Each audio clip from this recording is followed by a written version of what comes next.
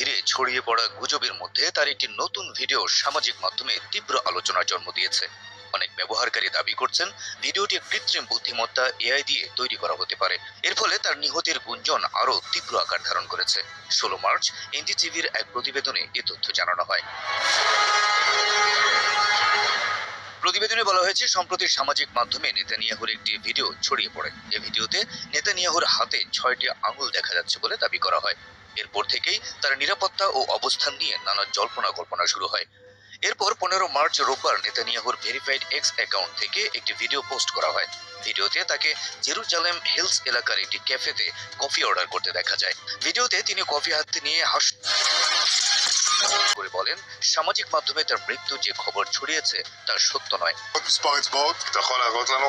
פה. פה. ראית? יפה מאוד. לחיים. ভিডিওতে তাকে বলতে শোনা যায়, আমি কফির জন্য মরছি। এরপর তিনি বলেন, আপনারা তো আঙ্গুল গুনতে চাইছিলেন, দেখুন এখানে, বলে নিজের 2 হাত এগিয়ে দেন তিনি। ভিডিওটির শেষে কফি তুলে তাকে কিছু বলতেও শোনা যায়। ভিডিওটি পোস্ট হওয়ার পরে এক্সের এআই চ্যাটবট গ্রোক দাবি করে এটি একটি এআই তৈরি ডিপ ফেক ভিডিও। প্রতিষ্ঠানটি জানিয়েছে, কফি শপে বসে নেতানিয়াহুর এমনভাবে ইরান বা লেবানন সংক্রান্ত সংবেদনশীল বিষয় নিয়ে কথা বলার কোনো বাস্তব ঘটনা নেই। এদিকে কয়েকজন সামাজিক মাধ্যম ব্যবহারকারীও ভিডিওটির বিভিন্ন অংশ নিয়ে প্রশ্ন তুলেছেন। কেউ বলেছেন ভিডিওতে কফি কাপের ভেতরের তরলের আচরণ অস্বাভাবিক। আবার কেউ দাবি করেছেন নেতানিয়াহুর মুখের আকৃতি মাঝে মধ্যে বদলে যাচ্ছে। ইসরায়েলের প্রধানমন্ত্রীর কার্যালয় এসব গুজবকে ভুয়া খবর বলে উড়িয়ে দিয়েছে।